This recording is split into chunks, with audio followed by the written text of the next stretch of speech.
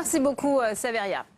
Le gouvernement prépare un plan d'1 milliard d'euros pour améliorer le réseau autoroutier. Faute d'argent, il sera financé par les usagers et les collectivités via une augmentation des péages. Flora Sauvage.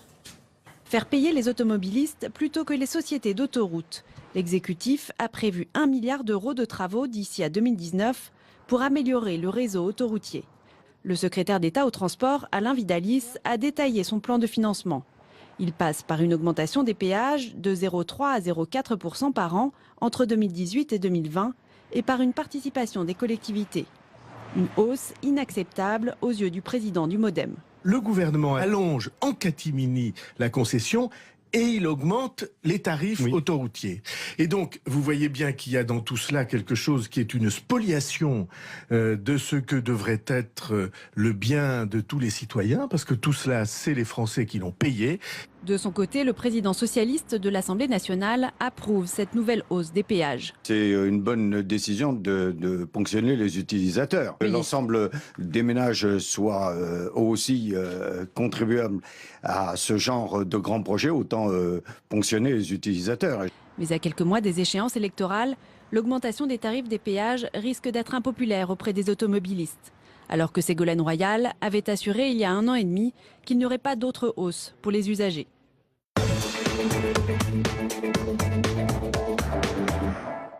Et on ouvre le second débat de Sénat 360 avec mes invités sur ce plateau. Laurent Equet, bonjour. Vous êtes le fondateur du think tank Automobilité et Avenir. Merci d'être avec nous. Sur ce plateau également, Fabien Verdier, bonjour. Vous êtes conseiller régional PS en centre Val-de-Loire. Vous êtes secrétaire national au Parti socialiste chargé du pôle production et répartition des richesses. Merci d'avoir accepté notre invitation. Merci. Éric Coquerel est également sur ce plateau. Bonjour. Vous êtes coordinateur politique, premier porte-parole du Parti de gauche, conseiller régional d'Île-de-France. Merci messieurs. Première question pour vous, Fabien Verdier. Est-ce que l'État n'avait pas d'autre solution que de faire supporter aux usagers cette hausse des tarifs qui vient s'ajouter à une nouvelle hausse des tarifs prévue pour 2018 suite à la prolongation des concessions autoroutières?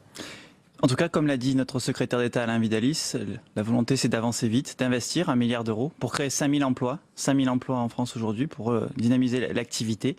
Et la volonté, c'est de faire partager l'effort entre les usagers, comme vous l'avez dit, et les collectivités locales. Oui, on a le sentiment aussi que l'État aurait pu se tourner vers les sociétés autoroutières. On se souvient du rapport du député Chanteguet qui parlait de surprofit de ces sociétés autoroutières. Oui, si on voulait avancer vite, comme l'a dit Alain Vidalis hier dans le journal du dimanche, il fallait en passer par cette voie-là. La négociation avec les sociétés autoroutières aurait pris trop de temps et aurait empêché de mettre en œuvre ce plan autoroutier de 30 chantiers dévolus à l'aménagement, aux murs anti-bruit, aux écoponts, pour améliorer les autoroutes françaises. Ouais. Éric Coquerel, c'est aux usagers de supporter ce plan d'1 milliard d'euros. Vous êtes surpris par cette annonce? Écoutez, moi je pense que dans quelques années, quand on se retournera sur ce qui est en train de se passer depuis 2005 sur les autoroutes, on parlera de scandale d'État.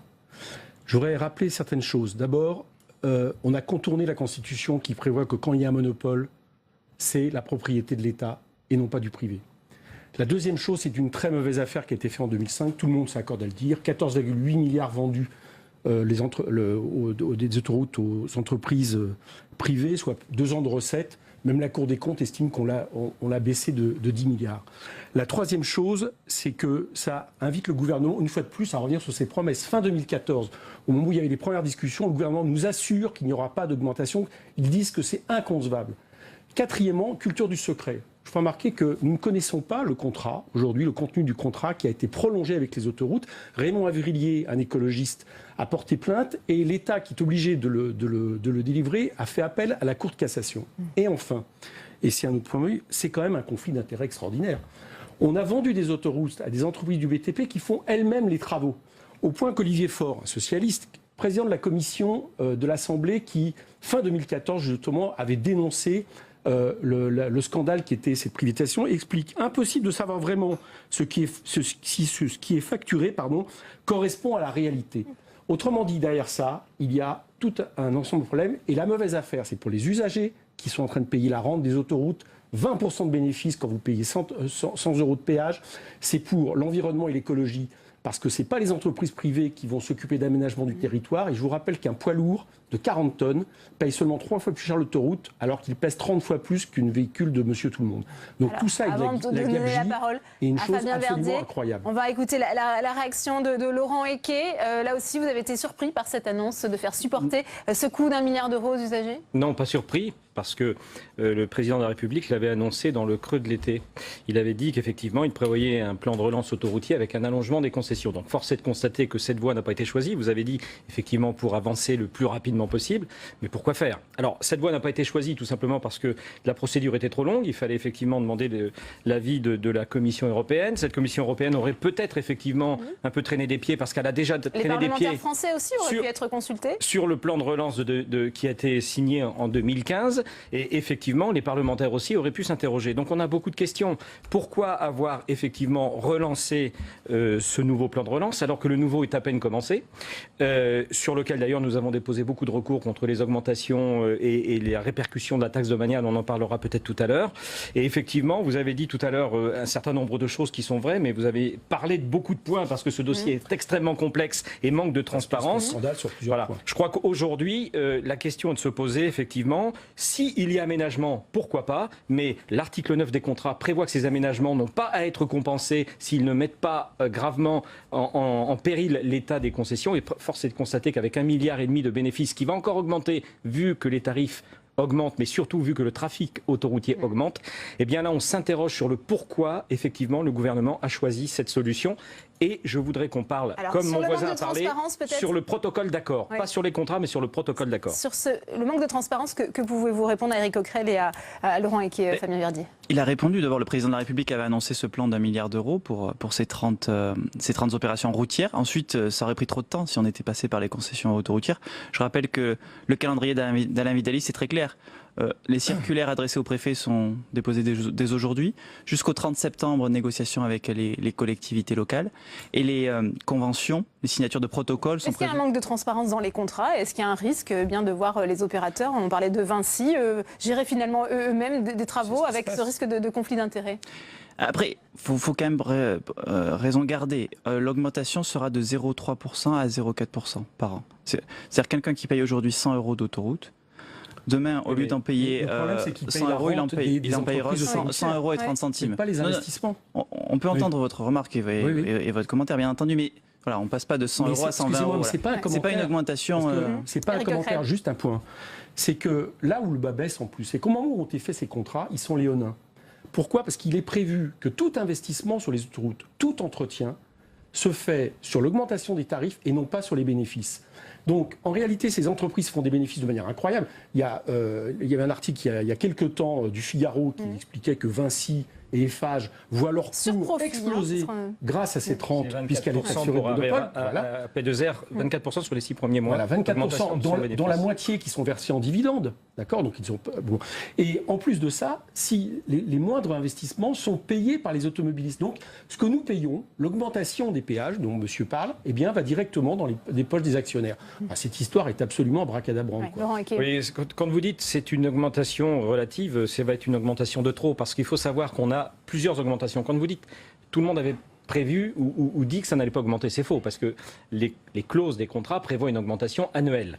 Mais en plus de ces augmentations annuelles, qui sont déjà supérieures à 70%, parce qu'il y a des contrats de plan sur des aménagements, il y a la compensation de la taxe domaniale, qui va impacter de 2016 à 2018. Et au-delà de 2019 à 2023, on a la compensation du gel des tarifs de 2015, on nous avait fait croire qu'il n'y avait pas d'augmentation, mais qui vont être compensés jusqu'en 2019. Tout ça fait que d'aujourd'hui jusqu'à 2023, on a déjà des augmentations qui sont supérieures à l'inflation. Ce sur quoi il va falloir rajouter cette nouvelle augmentation, ça c'est incompréhensible. C'est l'augmentation de trop. Et je serais tenté de dire, encore une fois, vous vouliez aller vite, mais pourquoi être allé vite, étant donné que en août 2015, c'est quand même extrêmement récent, il y a un protocole d'État un protocole d'accord qui est signé entre l'État et les sociétés concessionnaires dont nous ne connaissons pas le contenu.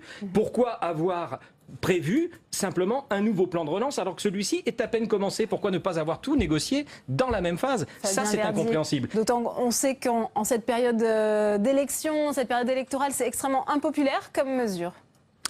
Oui, et en même temps, le choix du gouvernement a été d'avancer, de programmer ce plan d'1 milliard d'euros. C'est aussi une émanation des collectivités locales qui demandaient, je rappelle, ce sont des écoponts, des murs anti-bruit, des aménagements, Qui doivent être des aménagements par les sociétés autoroutières environnementaux. Oui, c'est une première, finalement, de faire l'article 9 payer des contrats. aux usagers. C'est l'article 9 des Fabien contrats. Verdier. Oui, on peut en débattre. Moi, je suis pas sûr que ce soit le...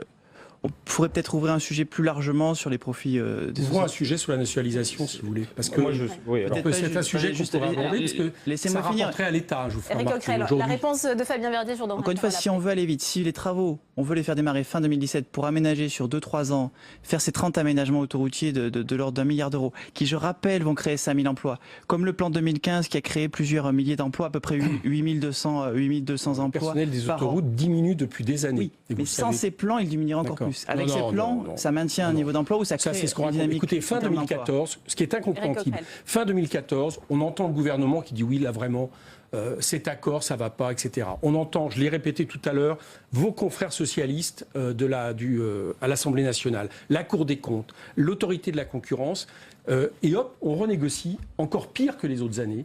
On rallonge la concession. Donc c'est pour ça que, à la fin, c'est tellement étonnant que, vu la taille des entreprises autoroutières de BTP et les groupes auxquels ils appartiennent, vu le fait, je le rappelle, que, encore une fois, ça leur permet d'avoir des dividendes pour leurs actionnaires qui sont même souvent supérieurs à les profits que font les groupes, eh bien, on peut s'interroger sur les raisons qui poussent aujourd'hui le gouvernement à faire ça. C'est quelque chose qui, moi, je pense qu'il va falloir... Je pense qu'il devrait y avoir une commission d'enquête, très franchement, à nouveau sur cette affaire, parce que c'est une très mauvaise affaire pour les Français. Alors, l'appel est Et lancé, encore une fois, je voudrais je demande insister, de c'est une commission très mauvaise d'enquête affaire au niveau parlementaire. écologique, Oui. puisque nous n'avons aucun contrôle et que le système des autoroutes, avec tout le problème du tout camion qui est posé, notamment avec la concurrence, aussi avec l'écart que permet la loi Macron, aujourd'hui, on comprend bien que les entreprises privées ont tout intérêt à continuer à alimenter ça et que c'est en dehors, éventuellement, Laurent des Equier. questions d'intérêt général. Vous parlez de différents recours. Est-ce que vous allez également déposer un recours sur cette nouvelle hausse Alors annoncée là, nous déposons déjà une pétition pour appeler à la communication de l'accord, non pas les contrats. Les contrats ont été, faut parler avec les vrais termes, sinon on ne va plus rien y comprendre. Les contrats sont transparents. Par contre, le protocole d'accord signé, que j'ai ici d'ailleurs au travers la lettre de M. Macron et Mme Ségolène Royal, ce protocole d'accord n'est pas communiqué. Il existe bien. Vous l'avez dit, effectivement, un élu écologiste a obtenu la communication devant le tribunal administratif de Paris et aujourd'hui, effectivement, le Conseil d'État est saisi par le gouvernement qui s'y oppose. Qu'est-ce que l'on veut cacher? Donc ça, c'est une chose. Ce que je veux dire, c'est que sur le chiffre d'affaires, effectivement, enfin, sur l'investissement d'1 milliard, ça va coûter à l'usager plus de 3 milliards. En réalité. Parce que quand vous mettez les augmentations l'une au bout des autres, avec effectivement la durée des concessions, ça va effectivement coûter 3 milliards pour 1 milliard. Alors, Fabien et Verdier. une autre question, si Oui. vous me permettez, c'est qu'effectivement le plan de relance précédent, c'était 3 milliards et demi d'investissement pour 8 000 emplois. Et là, on est effectivement 1 milliard pour 5 000 emplois. Alors, sur ces soit deux points, l'autre Fabien plan a Verdier, été mal négocié, ce plan soit on est d'1 en milliard train de va nous finalement mentir. coûter 3 Donc, si vous milliards voulez, et sur le nombre je d'emplois crois qu'aujourd'hui, créés. voilà, moi je suis normalement pas très énervé, mais là nous le sommes parce qu'on La n'y comprend réponse de plus Fabien rien. Verdier. Tout ça sur un équipement 1 que milliard nous qui avons va payé coûter au au départ, final, je vous le rappelle. Hein, parce 1 que nous milliard avons qui va construit les coûter au autoroutes. final 3 milliards et 5 000 emplois créés pour 1 milliard d'euros alors que ça avait créé 8 000 emplois lors d'un plan d'investissement plus avantageux. Sur la deuxième question, mais je pense qu'il faut raisonner avec ce qui va être fait. Les murs anti-bruit, les écoponts, les aménagements environnementaux et autres, les aires de covoiturage sont, comment dire, Des aires Il y de a- confort, des choses de il y a confort. plus de Allez-y, besoin de Fabien personnel pour faire ces travaux.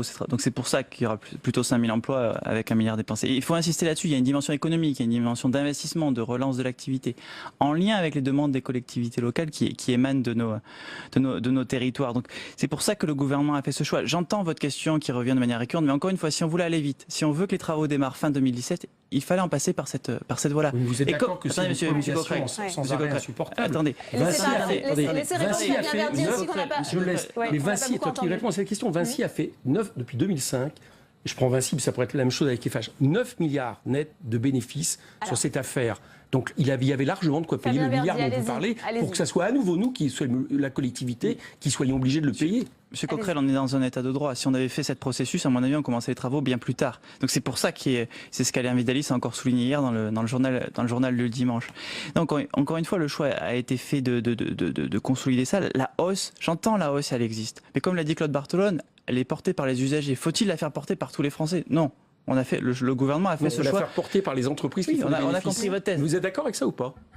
En tous les cas, si on voulait... Expliquez-moi, là. Si vous on... êtes d'accord avec le fait que Monsieur nous Bovrel, avons payé les autoroutes, la collectivité a payé les autoroutes, ils font des bénéfices dessus, ils n'investissent pas, c'est nous qui payons. Vous trouvez que le système est normal, vous pouvez pousser des cris d'orfraie. Non, mais vous avez raison, il y a sûrement un travail de transparence. Est-ce que vous pouvez expliquer ce système-là? Il y a sûrement un travail de transparence à mener, mais néanmoins, l'augmentation sera de 0,3% ou 0,4%.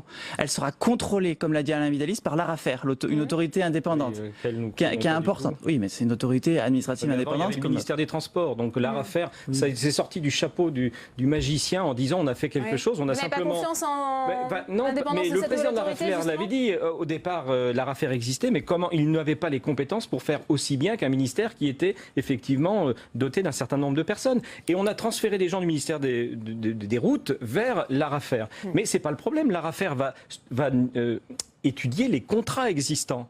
Et il y a une solution, parce que je ne voudrais pas croire que je suis d'accord avec mon voisin, parce qu'on n'a pas la même vision du tout. Moi, je suis contre la nationalisation, et nous sommes, pour une remise à plat du système, comme l'ont demandé une grande majorité des députés de l'opposition en fin 2014. Et effectivement, c'était un système qui permet à l'État de reprendre la maîtrise des péages, des investissements et de la politique tarifaire pour les usagers. Donc ce plan aurait pu se faire, mais avec la parfaite maîtrise de la rente autoroutière, chose qui n'est pas le cas aujourd'hui. C'est là où les gens n'y comprennent plus rien. Fabien Verdier.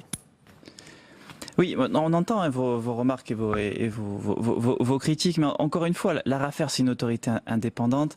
Comme on l'a sur l'autorité des marchés financiers pour le système boursier, la France a fait le choix depuis une trentaine d'années de créer des autorités administratives indépendantes qui sont dotées de personnel. Des fois, elle les bafoue. Elle a bafié l'autorité de la concurrence lorsqu'il y a eu justement un excellent rapport qui a été mis sur la rente autoroutière. Et là, l'État a bafoué effectivement l'autorité de la concurrence. Rapidement, parce qu'on arrive au terme de ce débat, c'est aussi le signe peut-être d'un désengagement plus général de l'État. Non, c'est pas un désengagement. C'est encore une fois, on investit. Un investissement dans les écoponts, les murs anti-bruit, les aménagements environnementaux, c'est important. Dans une situation post-COP 21, par les usagers. Porté un peu par les usagers, par les collectivités locales. Alain Vidaliste a dit qu'il était en négociation à partir d'aujourd'hui jusqu'à la fin du mois de septembre avec les collectivités locales pour trouver la meilleure articulation du financement. Et la solution, elle n'est jamais parfaite, mais elle essaie d'être équilibrée. Sans concertation merci Fabien des usagers. Verdier, merci Eric Coquerel, merci Laurent Equet, merci à tous les trois d'avoir participé à ce débat. Avant de se quitter, je vous propose